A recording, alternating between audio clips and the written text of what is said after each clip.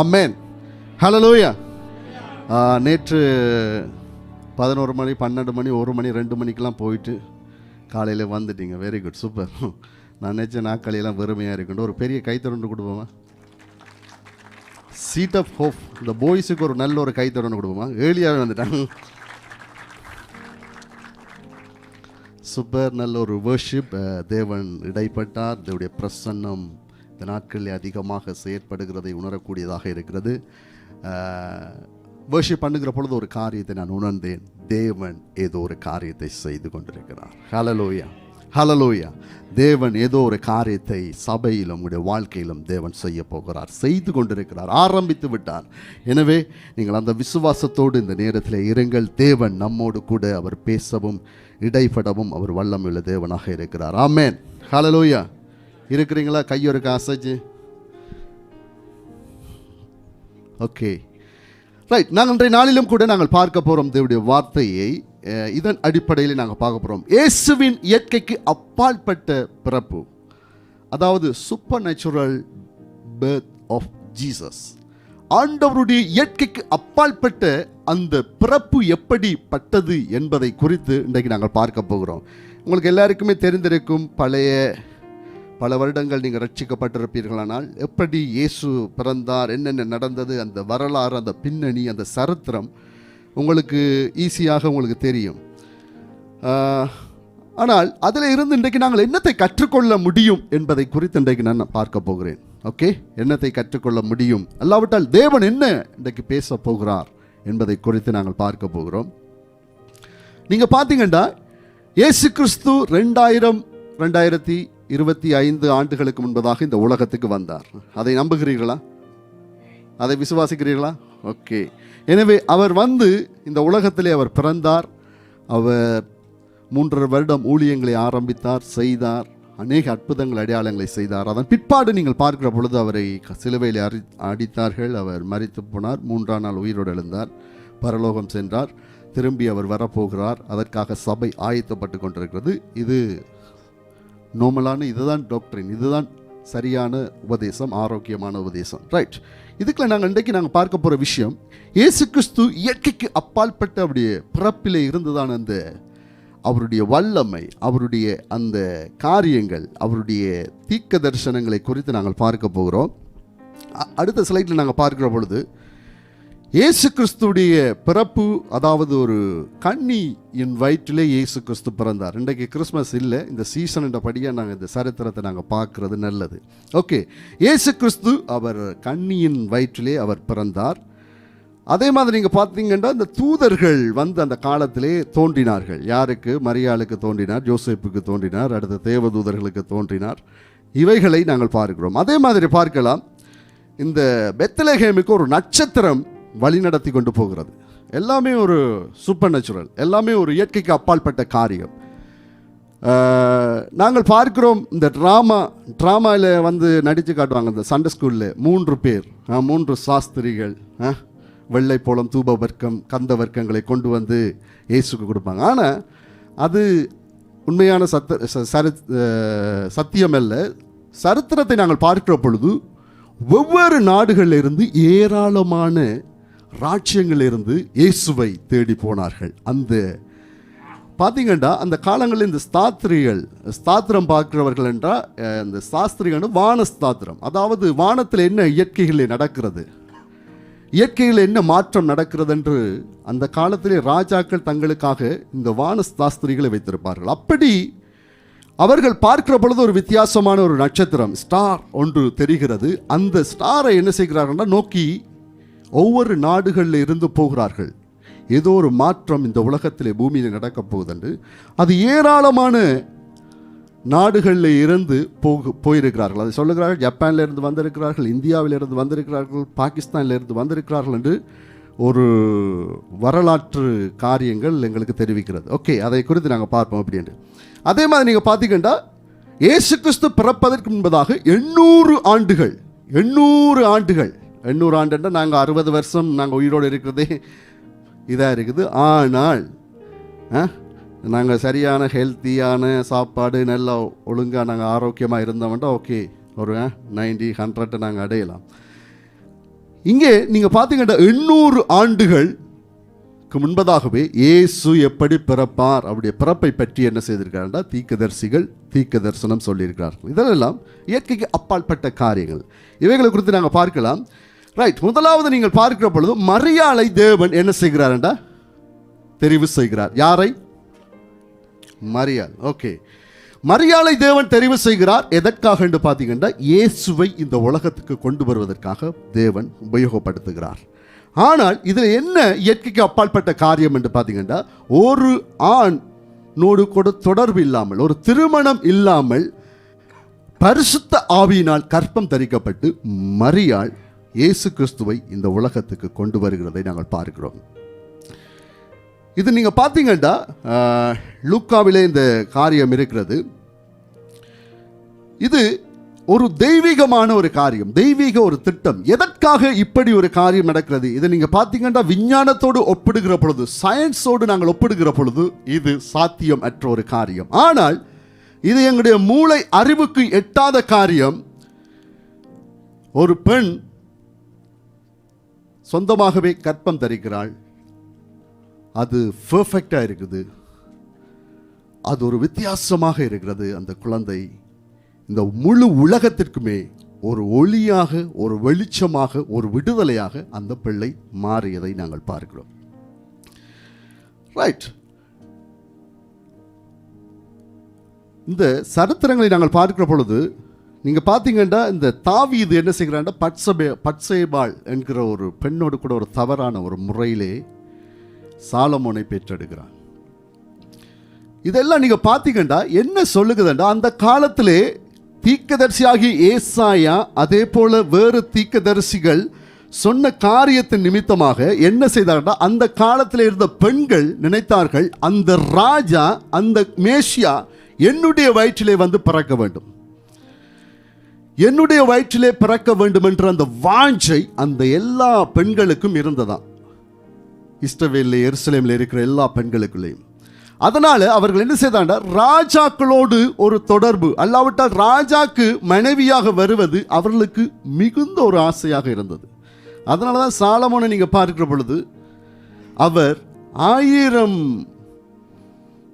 அதாவது 700 மனைவிகள், 300 மறுமனையாட்டிகள், 1000 பெண்களை அவர் வைத்திருந்தார். அதே மாதிரி நீங்கள் பார்க்கலாம், தாவீதோடு கூட நிறைய பேர் விருப்பப்பட்டார்கள் தாவீது ராஜாவோடு கூட வாழ்வதற்கு, அவரை திருமணம் செய்வதற்கு. ஏனென்று பார்த்தீங்கன்னா அவர்களுக்கு ஒரு நினைவு இருந்தது, அந்த மேசியா எனக்குள்ளே உருவாக வேண்டும், அந்த மேசியா எனக்குள்ளே உருவாக வேண்டும். ஏசாயாவுடைய இந்த காரியங்களை இந்த மக்கள், இந்த பெண்கள், இந்த கன்னி பெண்கள் அந்த காலத்திலே அவர்கள் விரும்பிக் கொண்டிருந்தார்கள், மேசியா எனக்குள்ளே வர வேண்டும். ஆனால் அதே விஷயத்தை இன்றைக்கு நாங்கள் பார்ப்போம்டா, இயேசு உங்களுக்குள்ளே இருக்கிறாரா? இன்றைக்கு சபையாக இல்லாவிட்டால் நாங்கள் இவ்வளவு வார்த்தைகளை, வேதாகமத்தை நாங்கள் கற்றுக்கொண்டிருக்கிறோம். இயேசு கிறிஸ்துவை இன்றைக்கு எங்களுக்குள்ளே எத்தனை பேர் அவ்வளவு விருப்பத்தோடு நாங்கள் எதிர்பார்க்கிறோம்?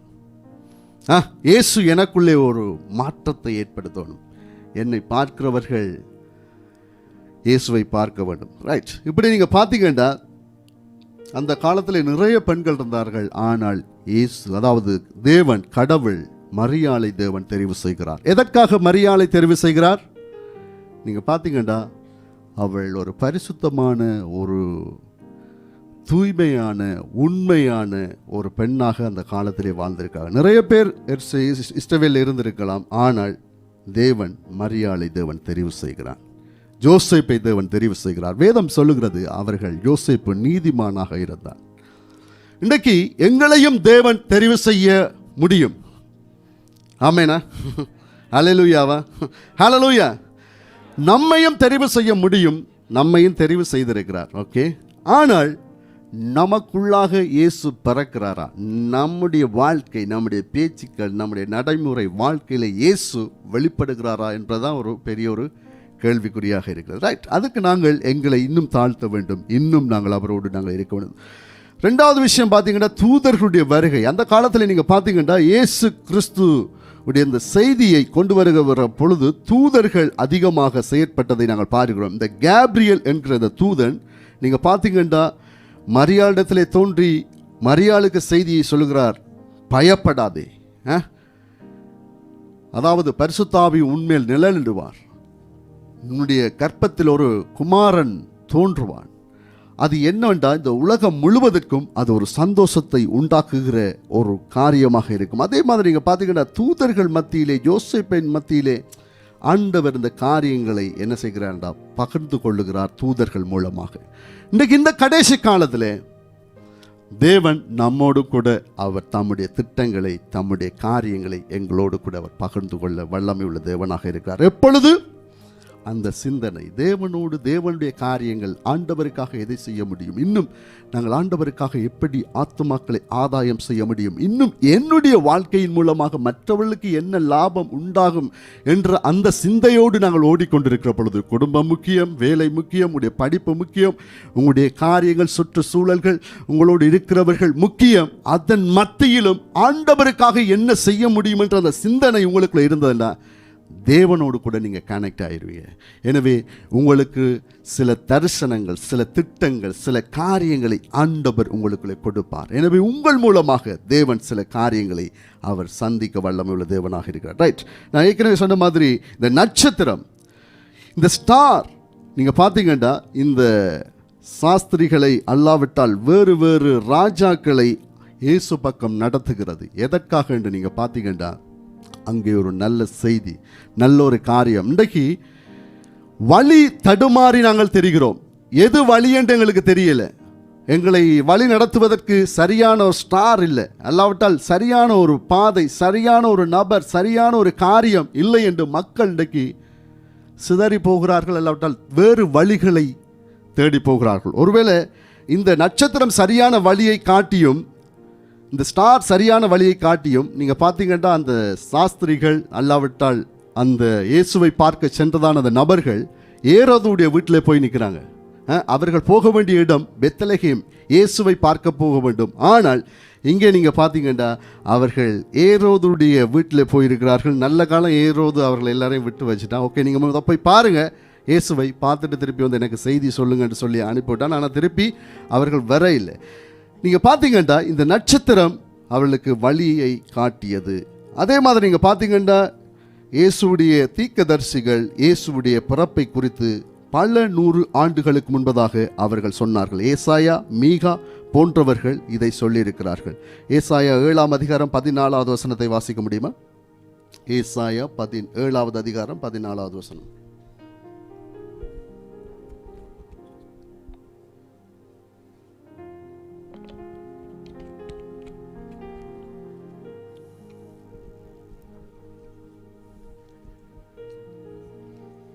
இதோ சாயங்காலத்திலே கலகம் உண்டாகும், விடிய காலத்துக்கு முன் அவர்கள் ஒளிந்து போவார்கள். இதுவே நம்மை கொள்ளையாடுகிறவர்களின் பங்கும் நம்மை சூறையாடுகிறவர்களின் வீதமுமாயிருக்கும். ஓகே, தேங்க்யூ அக்கா. நான் அந்த ஒன்றை எடுத்துட்டு 7வது அதிகாரம் 14வது வசனம். 7வது அதிகாரம் 14வது வசனம்.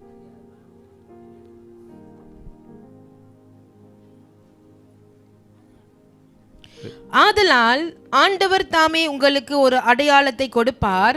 இதோ ஒரு கன்னிகை கர்ப்பவதியாகி ஒரு குமாரனை பெறுவாள், அவருக்கு இம்மானுவேல் என்று பெயரிடுவாள். ஆமென், ஆமென், ஹல்லேலூயா. இம்மானுவேல் என்பதன் அர்த்தம், வெரி குட். நீங்கள் பார்த்தீங்கன்னா இது பல ஆண்டுகளுக்கு முன்பதாக, எங்களுக்கு ஒரு வாரத்துக்கு முதல்ல ஒரு விஷயத்தை சொல்லியிருந்தாலே வா அப்படின்றோம். ஆனால் 800-700 ஆண்டுகளுக்கு முன்பதாக அவர்கள் சொன்னார்கள். ஆனால் அது நிறைவேறியது. இதிலிருந்து ஒன்றை நாங்கள் இன்றைக்கு கற்றுக்கொள்ளலாம். என்னென்று பார்த்தீங்கன்னா, தேவன் சொன்ன விஷயம் ஒன்றும் தரையிலே விழாது. ஹல்லேலூயா. உங்களுடைய வாழ்க்கையை குறித்து சில தீர்க்க தரிசனங்கள் வந்திருக்கலாம், அல்லாவிட்டால் உங்களுடைய வாழ்க்கையை குறித்து உங்களோடு தேவன் பேசியிருக்கலாம் சில காரியங்கள். இன்னும் அது நடக்காமல் இருந்தேன்னா நீங்கள் சோர்ந்து போகாதீங்க, தேவன் அதை நிறைவேற்றுவார். பக்கத்தில் இருக்காக்களை பார்த்து சொல்லுங்கள், பக்கத்தில் இருக்காக்களை கையை பிடிச்சி சொல்லுங்கள், ஆண்டவர் அதை நிறைவேற்றி இந்த ஆண்டுக்குள்ளே உங்களை கொண்டு போக போகிறார். அடுத்த ஆண்டுக்குள்ளே நீங்கள் சொல்கிறவாங்க வேற மாதிரி சொல்லணும். ஹல்லேலூயா, ஹல்லேலூயா. ஆண்டவர் ஏதோ ஒரு காரியத்தை செய்து அல்லாவிட்டால் குறிப்பாக ஒரு காரியத்தை செய்து தேவன் அனுப்ப அவர் வல்லமையுள்ள தேவனாக இருக்கிறார். ரைட், நீங்க பாத்தீங்கன்னா தேவன் அவர் இயற்கைக்கு அப்பாற்பட்டு செயற்படுகிறவராக. ரைட், இயேசு ஏன் இங்கே வந்தார் இந்த உலகத்துக்கு? அடுத்த ஸ்லைடு நீங்க பாத்தீங்கன்னா, ஏன் இயேசு கிறிஸ்து இப்படி ஒரு பிளான், இப்படி ஒரு பரலோகத்தில் ஒரு திட்டம், இவ்வளவு காரியம், இவ்வளவு நபர்கள், இத்தனை பேர், இவ்வளவு ஆண்டுகள் கழித்து இந்த காரியத்தை ஏன் செய்தார் என்று நீங்கள் பார்த்தீங்கன்னா, இதில் நான் 5 விஷயங்களை நான் கொடுத்துருக்கேன். நான் வேகமாக நான் சொல்லிவிட்டு நான் போகிறேன். நீங்கள் பார்த்தீங்கன்னா, மனிதர்களை பாவத்தில் இருந்து ரட்சிப்பதற்காகவே இயேசு கிறிஸ்து இந்த உலகத்துக்கு வந்தார். ஹல்லேலூயா, ஹல்லேலூயா. நானும் நீங்களும் மனம் திரும்ப வேண்டும், அல்லாவிட்டால் ரட்சிக்கப்பட வேண்டும் என்பதற்காக இயேசு இந்த உலகத்துக்கு வந்தார். உங்களுடைய எல்லாருக்குமே தெரியும், உங்களுடைய எல்லாருக்கும் ஒவ்வொரு பேக்ரவுண்ட் இருக்கும், ஒவ்வொரு சீரீஸ் இருக்கும்.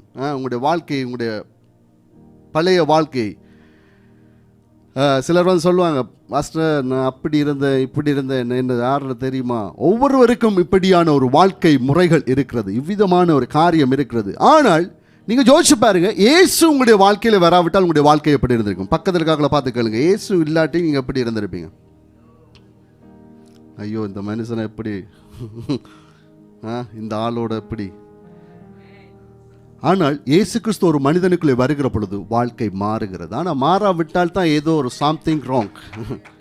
உங்களுடைய வாழ்க்கை மாறி இருக்கிறதா? உங்களே நீங்கள் பார்த்து கேளுங்க. இயேசு இந்த உலகத்துக்கு வந்தார் 2000 ஆண்டுகளுக்கு முன்பதாக. யாரோ ஒருவர் உங்களுக்கு இயேசுவை காண்பித்து கொடுத்தார்கள். அதன் நிமித்தமாக உங்களுடைய வாழ்க்கை மாறி இருக்கிறதா? ஒரு அளவு மாறி இருக்கு பிரதர், இன்னும் மாறணும். நீங்க பாத்தீங்கன்னா, 2வது உலகத்திற்கு அவர் ஒளியை கொடுக்க வந்தார். இருள், பாவம், மரணம், அக்கிரமம், அநியாயம் இவைகளில் நிமித்தம் மனிதர்கள் என்ன செய்வதென்று குழம்பி போயிருக்கிறார்கள். ஆனால் இயேசு கிறிஸ்து ஒளியாக இந்த உலகத்துக்கு வந்தார். 3வது நீங்க பாத்தீங்கன்னா, தேவனுடைய அன்பு வெளிப்பட்டது. இன்றைக்கு இந்த அன்பு வந்து எல்லா இடத்துலையும் பெற்றுக்கொள்ள முடியாது. சும்மா சொல்லலாம், ஓகே ஐ லவ் யூ, எப்படி இருக்கீங்க, நல்லா இருக்கீங்களா, பிரைஸ் தி லார்ட், ஹக் பண்ணலாம். ஆனால் இந்த உண்மையான அன்பு இயேசுவிடத்தில் இருக்கு. எந்த நிலையில் இருந்தாலும் அவர் வந்து எங்களை நேசிக்க, பரவாயில்லவா வந்துரு. ஆனால் மனிதர்கள், நாங்கள் 1000 நல்ல விஷயங்களை செய்துட்டும் ஒரு தவறை செய்கிற பொழுது அது பெரிதாக தெரியும். ஆனால் நாங்கள் 1000 தவறுகளை செய்துவிட்டும் ஒரு நல்ல விஷயம் செய்தால் ஆண்டவருக்கு அது மற்ற எல்லாம் ஓகே, பினிஷ், முடிஞ்சது. ஆனால் அந்த அன்பு வெளிப்படுவதற்காக இயேசு கிறிஸ்து இந்த உலகத்துக்கு வந்தார். 4வது நீங்க பார்த்தீங்கன்னா, பிசாசின் கிரியைகளை அழிக்கும்படியாக இயேசு கிறிஸ்து வெளிப்பட்டார். இன்றைக்கு மக்கள் செய்வினை, சூனியம், இன்றைக்கு சிந்தனையிலே கேடான காரியங்கள், பழைய பாவங்கள், இந்த இறந்து போன இந்த பொடியை புதைத்து விட்டு ஒரு வாரம் கழித்து தோண்டி எடுத்தால் எப்படி இருக்கும்? அதே மாதிரி இன்றைக்கு சிந்தனைகள் பழைய காரியங்களை நினைத்து இன்றைக்கு என்ன செய்கிறது? அழுக்கடைந்து போயிருக்கிறது. அல்லாவிட்டால் குழப்பத்தில் இருக்கிறார்கள், டிப்ரெஷன், மெண்டல் கூட ஆகிற நிலைமைக்கு இருக்கிறது. ஆனால் இந்த பிசாசுடைய இந்த கிரியைகளை அழிக்கும்படியாக, ஒரு தெளிவை கொடுக்கும்படியாக இயேசு இந்த உலகத்துக்கு வந்தார். 5வது நீங்க பார்க்கலாம், நமக்கு ஒரு முன்மாதிரியான ஒரு வாழ்க்கை. இந்த உலகத்தில் நிறைய பேர் அஜித், விஜய், கமல், அது இதுன்னு சொல்லி அவரை மாதிரி கண்டு வாழ்க்கை நாற்றம் அடிக்கிறது. அப்படி வாழ்க்கையை நீங்கள் பார்த்துக்கிற பொழுது நாங்கள் தப்பு சொல்லல. ஆனால் இந்த உலகத்திலே ஒரே ஒரு ரோல் மாடல் யாருன்னு பார்த்தீங்கன்னா ஜீசஸ். இயேசுடைய வாழ்க்கை முறை, எப்படி எதை சொன்னாரோ அதை செய்தார், எப்படி வாழ்ந்தாரோ அதுதான். எனவே அவர் எங்களுக்கு ஒரு மாதிரியாக இருக்கிறார். வீட்டுடைய தலைவராக, ஒரு கணவனாக நீங்கள் இருக்கிறீங்களா, அதற்கான மாதிரி அவரிடத்தில் இருக்கிறது. ஒரு லீடராக இருக்கிறீங்களா, அதற்கான மாதிரி அவரிடத்தில் இருக்கிறது. நீங்கள் ஒரு அப்பாவாக இருக்கிறீங்களா, அதற்கான மாதிரி எல்லாமே அடங்கிய ஒரு கலவை தான் ஜீசஸ். அவர் எங்களுக்கு ஒரு முன்மாதிரியான ஒரு வாழ்க்கையை கொடுத்திருக்கிறார். ரைட், நீங்கள் பார்த்தீங்கன்னா, அவர் எங்களுக்கு ரட்சிப்பதற்காக, எங்களை ரட்சிப்பதற்காக இந்த உலகத்துக்கு வந்தார். இன்றைக்கு நாங்கள் ரட்சிக்கப்பட்டு இந்த இடத்துல நாங்கள் அமர்ந்திருக்கிறோம். ஆனால் இந்த இடத்துக்கு வர வேண்டியவர்கள் இன்னும் வராமல் இருக்கிறார்கள். உங்களுக்கு தெரியுதா? எங்களுக்கு இந்த இடம் இல்லை, இதை விட ஒரு பெரிய இடம் எங்களுக்கு தேவை. ஏனென்றா தேவனுடைய திட்டம் அதுதான். விசுவாசிக்கிறீங்களா? நீங்க வந்து இந்த நாற்காலியை சூடாக்கிட்டு அல்லாவிட்டால் இங்கே வந்து உட்கார்ந்துட்டு ஓகே ஹல்லேலூயா ஆமென், நல்லா இருக்குது அப்படி எனக்கு சிரிச்சிட்டு போறதுக்காக இல்லை. ஆண்டவர் உங்களுக்குள்ள ஒரு திட்டத்தை கொடுத்திருக்கிறார். என்ன திட்டம் என்றால், உங்கள் மூலமாக மற்றவர்கள் அவரை அறிந்து கொள்ளும்படியாக, அவரை அழித்து கொள்ளும்படியாக. நீங்கள் பார்க்கலாம், மத்தேயு 1:21 சொல்லுகிறது, அவர் தம்முடைய ஜனங்களின் பாவங்களை நீக்கி அவர்களை ரட்சிப்பார். ஆண்டவருடைய முதலாவது வேலையை ரட்சிக்கிறது. இன்றைக்கு நீங்கள் பாருங்கள், எங்களுடைய தமிழ் சமூகம் இன்றைக்கு அப்படியே குறைந்து கொண்டு போகிறது, அழிந்து கொண்டு போகிறது மலேசியாவில். அதே நேரத்தில் தமிழ் சமூகத்துடைய இந்த ஆட்டிடியூட், இந்த பழக்க வழக்கங்கள் இன்றைக்கு மோசமாகி கொண்டிருக்கிறது. இப்போ சமீபத்தில் நீங்கள் பார்த்தீங்கன்னா அந்த கிளாங்கில் நடந்த விஷயம், ஒருவனை வெட்டி கொன்ற காரியங்கள், அதுக்கு முன்பதாக பல மாதங்களுக்கு முன்பதாக ஷூட்டிங். எனவே இவைகள் அதிகரித்து கொண்டிருக்கிறது. அநேக ஏராளமான தமிழ் இளைஞர்கள் தான் இந்த விபத்திலையும் மறித்து கொண்டு போகிறார்கள். போதை பொருளுக்கு அடிமையாக இருக்கிறார்கள். இன்றைக்கு இயேசு கிறிஸ்து இந்த உலகத்துக்கு வந்தது நோக்கமே அவர்களை மீட்டெடுப்பதற்காக, ரட்சிப்பதற்காக. ஆனால் எங்களுக்கு அந்த திட்டத்தை தேவன் தந்திருக்கிறார். ஆனால் நாங்கள் கூணி குறுகி போய் ஏதோ ஒரு பிரச்சனையினாலே இருக்கும்.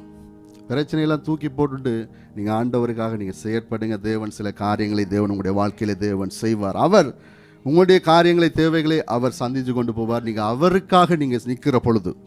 அடுத்தது நீங்கள் பார்த்தீங்கன்னா, அவர் உலகத்திற்கு ஒளியாக இருக்கிறார். இன்றைக்கு நீங்கள் பார்த்தீங்கன்னா தீமை, அறியாமை, இந்த மூட நம்பிக்கையில் மக்கள் வாழ்ந்து கொண்டிருக்கிறார்கள். நாங்கள் கோத்தடமன் சாரா 7, 6, 8 இந்த பகுதிகளில் போய் ஒவ்வொரு வீடாக இந்த இது போஸ்டரில் கொடுத்துக்கிட்டு இருந்தோம். சிலர் கொண்டு போனோன்னு ஏதோ பெரிய பிசாசை நாங்கள் தூக்கிட்டு போகிறோம். வேணாம் வேணாம் வேணாம், எங்களுக்கு வேணாம், எங்களுக்கு வேணாம். நாங்கள் பரம்பரை ஹிந்துவாக இருக்கிறோம்.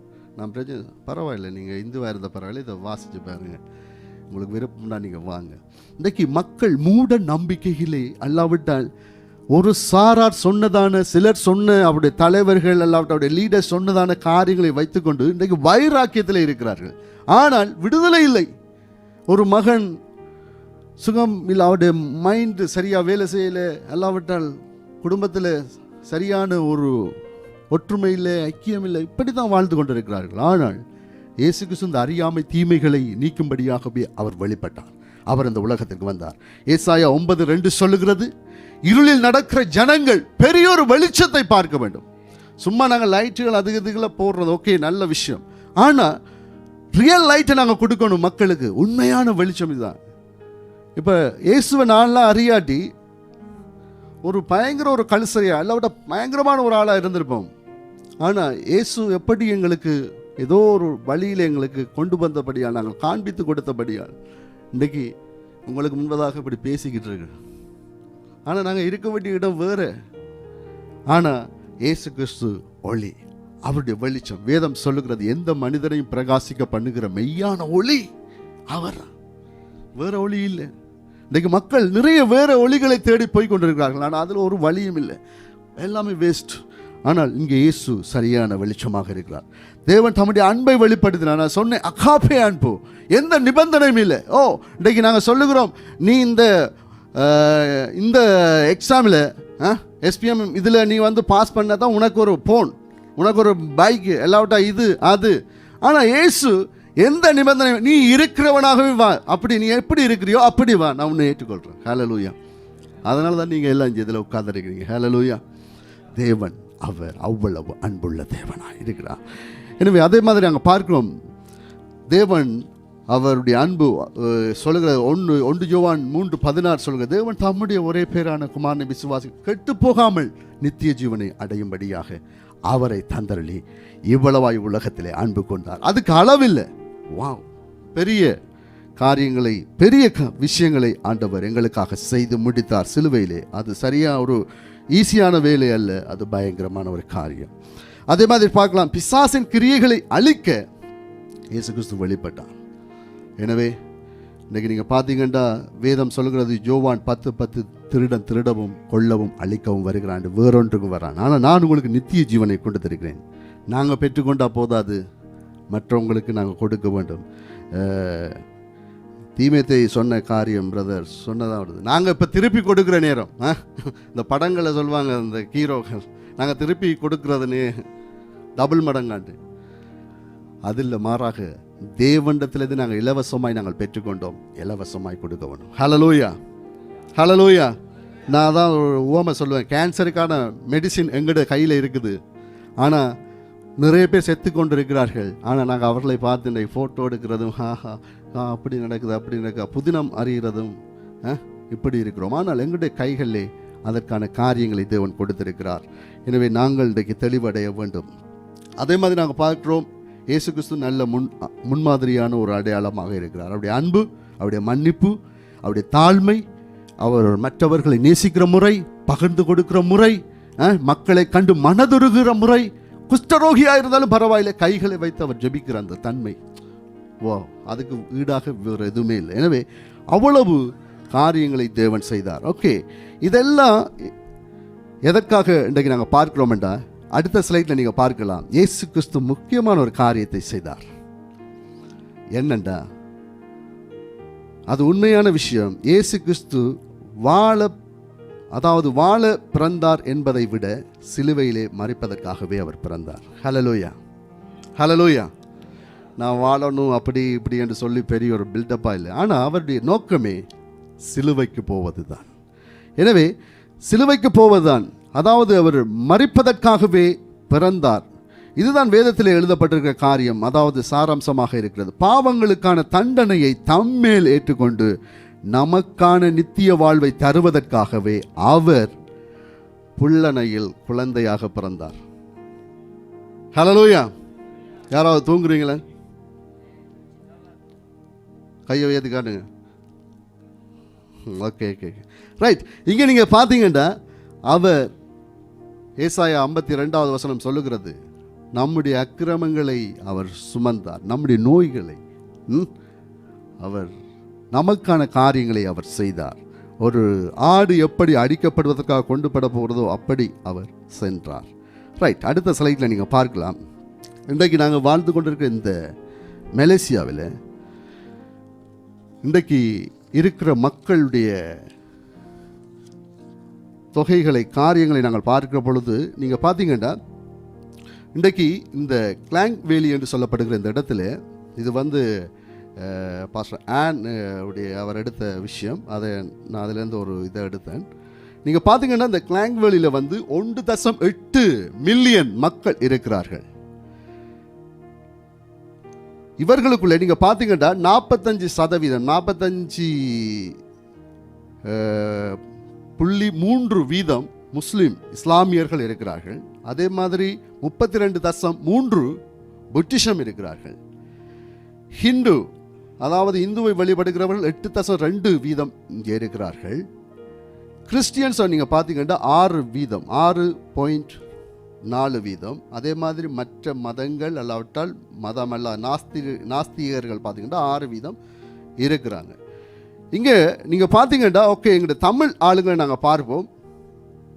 இன்றைக்கு நம்மை சுற்றி பக்கத்தில் இருக்கிறாங்க, நாங்கள் வேறு இடத்துக்கு போகிறதில்லை. இப்போ இதில் நீங்கள் பார்த்தீங்கன்னா, சரவா அதில் எல்லாம் ஆளுங்க இருக்கிறாங்க. அதை விட இந்த கிளாங் வேலி என்று சொல்லப்படுகிற இந்த இடத்துல அதிகமான மக்கள் வாழுகிற இந்த பிரதேசம், இந்த இடம், இதில் இன்றைக்கு நாங்கள் தமிழர்கள் மத்தியில் என்ன நாங்கள் செய்ய போகிறோம்?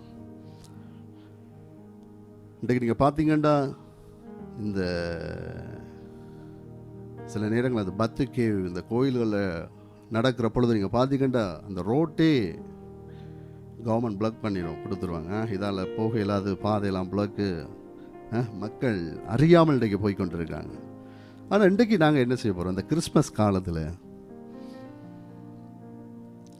எல்லாவற்றும் நாங்கள் ரட்சிக்கப்பட்டிருக்கிறோம், இயேசுவை அறிந்திருக்கிறோம். இந்த காலத்தில் எங்களுக்கு ஒரு டாஸ்க், எங்களுக்கு ஒரு காரியத்தை தேவன் கொடுத்திருக்கிறான். என்னன்னு பார்த்தீங்கன்னா, இருளிலே இருக்கிற மக்களை நாங்கள் அப்படி ஒடுக்கி கொண்டு வருவதற்காக. இன்றைக்கு நீங்கள் பார்த்தீங்கன்னா, இந்த பகுதிகளில் இருக்கிற இந்த தமிழர்கள் மத்தியிலே நாங்கள் ஒரு மாற்றத்தை, எல்லாவற்றால் ஒரு தாக்கத்தை நாங்கள் ஏற்படுத்த வேண்டும். இந்த தமிழ் சபையாக, மற்ற சபைகள் இருக்கலாம், ஏராளமான சபைகள் இருக்கலாம். ஆனால் நாங்கள் அடுத்த வருடத்திலே ஒரு திட்டத்தோடு நாங்கள் போக வேண்டும். அதற்கான ஒரு காரியத்தை உங்களுடைய மைண்டில் நான் போடுறேன். எனவே தேவன் எங்களுடைய கைகளில் சில காரியங்களை தேவன் கொடுத்திருக்கிறார். எனவே நாங்கள் இந்த நாட்களில் எழுந்து செயற்பட வேண்டிய நபர்களாக இருக்கிறோம். இயேசு கிறிஸ்து எங்களுக்காக காரியங்களை செய்தார், எங்களுக்காக அதிகமான காரியங்களை செய்தார். நீங்கள் அதே மாதிரி நீங்கள் பார்க்கலாம், இந்த எங்களுடைய சபையுடைய இந்த இதுதான் இந்த 6 காங்கிரிகேஷன் இது. அடுத்த ஸ்லைடை நீங்கள் பார்க்கலாம். அதில் தமிழ் பகுதியை நாங்கள் எடுத்துக்கொண்டோம்னா 2019 ஆண்டு ரெகுலராக சபைக்கு வருகிறவர்கள் 124 பேர் இருந்திருக்கிறாங்க. ஆனால் அன்றைக்கு நாங்கள் 2025 பார்க்குறோம் 118 பேர் இருக்கிறார்கள். ஆனால் இதெல்லாம் ஒரு கணக்கு இல்லை. அதாவது நாங்கள் பார்க்கிற பொழுது இவ்வளவு ஏராளமான மக்கள் மத்தியிலே ஒரு கொஞ்சம் பேர் மாத்திரம் இருக்கிறார்கள். மற்ற காரியங்கள் இருக்கிற மற்ற சபையை ஓகே அதை அவங்க பார்த்துக்கிறோம். ஆனால் இன்றைக்கு தமிழ் சபையாக நாங்கள் இன்றைக்கு என்ன செய்ய போகிறோம்? அது நீங்கள் பார்க்கலாம், இந்த 2009 2020 இந்த கோவிட்டுக்கு பிறகு அப்படியே குறைஞ்சு கொண்டே போயிருக்குது. ஆனால் இப்போ நாங்கள் இருக்கிறோம் நல்ல சூழல், நல்ல காரியங்கள். இன்றைக்கி இதை நீங்கள் பார்த்தீங்கன்னா சில நாடுகளில் ஆண்டவருடைய அன்பை சொல்ல முடியாது. சில காரியங்கள் பெர்சிக்யூஷன், சித்திரவதைகள், பயங்கரமான தடைகள். ஆனால் இங்கே ஓரளவு பரவாயில்லை. இப்போ ஸ்ரீலங்காவிலே சில காரியங்கள் பயங்கரமான நெருக்கத்தை கொண்டு வந்து இருக்கிறார்கள் இந்த இந்து அமைப்புகள். ஆனால் ஓரளவு தேவன் இந்த காலத்திலே வாசலை திறந்து வைத்திருக்கிறார் எங்களுக்காக. ஆனால் இந்த காலத்திலே நாங்கள் மௌனமாக இருப்போமா இருந்தால் இந்த மலேசியா தமிழர்களுக்கு ரட்சிப்பு வேறொரு வழியாக எப்படியோ வரும். ஆனால் அந்த காலத்தில் மொர்தெகாய் சொல்லுகிறார், நீயும் உன் வீட்டாரும் என்ன செய்ய போகிறீர்கள்? தேவனுடைய தண்டனைக்கு உட்பட போகிறீர்களா? ரைட். இந்த கால வேளையிலே ஆண்டவர் என்ன சொல்லுகிறார்? அவருடைய பிறப்பின் நோக்கத்தை நாங்கள் பார்த்தோம். இன்றைக்கு எங்களுடைய கைகளிலே சில காரியங்களை தேவன் கொடுக்கிறார். என்னண்டா, நாங்கள் அவருக்காக நாங்கள் ஓட வேண்டும், அவருக்காக நாங்கள் செயற்பட வேண்டும், அவருக்காக நாங்கள் வாழ வேண்டும். கடைசியாக இந்த வீடியோவை பார்த்து நாங்கள் முடிச்சிடலாம். இந்த வீடியோவுக்கு அப்ளை பண்ணுறீங்க.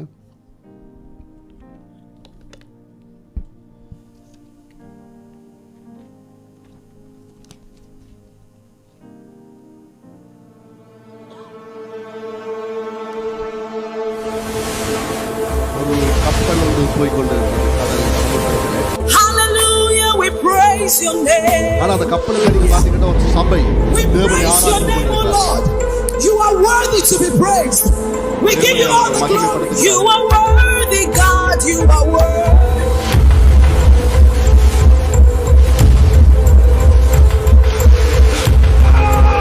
Help us. Somebody please help us. வெளியிலே ஒரு வாலிபன் வந்து பார்க்கிறார். அங்க மக்கள் என்ன செய்கிறார்கள்? தத்தளித்துக் கொண்டிருக்கிறார்கள், கடலிலே மூழ்கி கொண்டிருக்கிறார்கள். எங்களை காப்பாற்றுகிறது அவர்கள் சொல்லுகிறார்கள். அந்த வாலிபர் என்ன செய்யறது தெரியாம அவர் திரும்ப எழுதி போறார். எங்க போற தெரியாம சபைக்குள்ள போறார். ஆனா நல்ல ஒரு வர்ஷிப் போய்கிட்டு இருக்கு. எல்லாம் ஆடி எல்லாம் ஜென்றாங்க. You are worthy to be praised. We give you all the glory. There are people drowning outside. We need to go and save them. அவர்கள் தாழ்ந்து கொண்டிருக்கிறார்கள். அவர்களை நான் காப்பாற்றணும் என்று சொல்றேன். Many are drowning outside and we need to go and save them. Is that not the job of the evangelism department? That is the job of the evangelism department. The evangelism department should go and save them. சுவிசேஷம் அறிவிக்கிறவர்கள் போய் அவர்களை காப்பாற்றணும். அவரை கவலையா போகுது. வழி media team photo எடுக்கிறார்கள் அவர்கள். அதே மாதிரி அசரிங் அவங்க கை கட்டி பார்த்துக்கிட்டு இருக்காங்க. அவங்க போவாங்க. அதே மாதிரி அக்கவுண்ட் மக்கள் Somebody please help us. We would go and save them. Show us where they are. நீங்க போய் நாங்க காப்பாத்து கொண்டு அவங்க போகிறாங்க.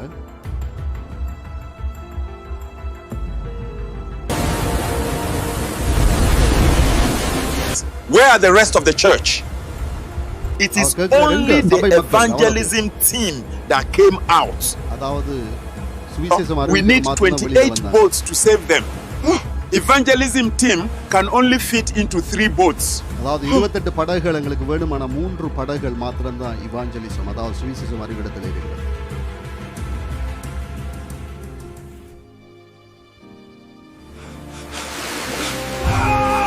Help us. Help us! We're drowning! மக்கள் கத்திக்கொண்டே இருக்கிறாங்க, எங்களை காப்பாத்துங்க. ஆனால் இந்த இவாஞ்சலிசம் 3 படகு மாத்திரம் போய் கொஞ்சம் பேரை மட்டும்தான் காப்பாற்றுறாங்க, சிலரை மாத்திரம்தான் காப்பாற்றுறாங்க. How far? Were you able to save all of them? அதாவது எல்லாரையும் நாங்கள்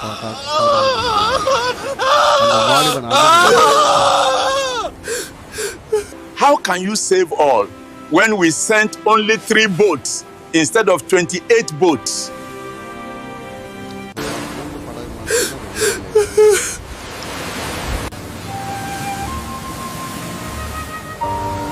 God's own image in man was the image of love, until the storms of sin ruffled the waters and the reflection was distorted.